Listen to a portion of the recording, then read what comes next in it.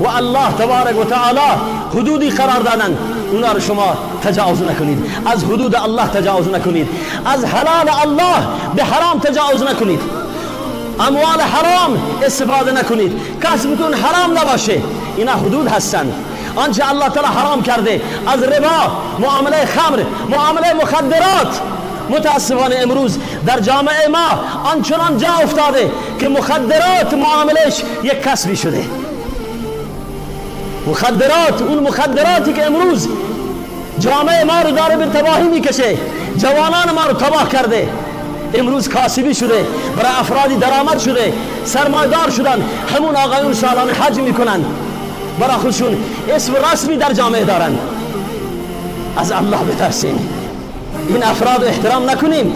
افرادی که میدونی کسبش حرامه، مالش حرامه، با این ارتباط گرفتن درست نیست. چه برسه که با این ما اینو به عنوان یک شخص معتمدی امروز در جامعه کسی که سرمایه داشته باشه، اون سرمایه از حلال هست یا حرام اون مهم نیست، برای خودش شخصیتی هست، جایگاهی داره نزد دولت و نزد مردم. این حدود هست، از حدود تجاوز نکنیم. و حرم اشیاء، الله تعالی اشیاء رو حرام کرده. اشیاء همینه، مخدرات حرامه. در زمان عمر ابن خطاب رضی الله عنه شخصی معامله شراب میکردن، غافل از این که میدونستن که شراب خوردنش حرام هست، ولی فکر میکردن خوردن شراب معاملش اشکالی نداره. به عمر رضی الله عنه گزارش دادن که شخصی معامله شراب میکنه. عمر رضی الله تعالی عنه با لفظ لعنت یا قتل، قاتله الله، الله تعالی فلان شخص رو بکشه، هلاکش بکنه.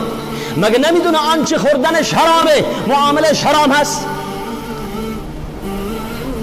الله تبارک و تعالی مخدرات حرامه با انواعش، از سیگار گرفته تا به اون بالاترین درجه‌ای که داره، آنچنان که خمر هست. پس آنچنان که استفادهش حرام هست معاملش حرامه. و حرم اشیاء، الله تعالی خبائثه و یحل علیهم الطیبات و یحرم علیهم خبائث و حرم علیهم خبائث. الله تعالی خبائثه بر شما حرام کرده، بر بندگانش الله تعالی حرام و خبائث حرام کرده. لذا اینا محرمات هستن، حدود هستن، از اینا تجاوز نکنیم.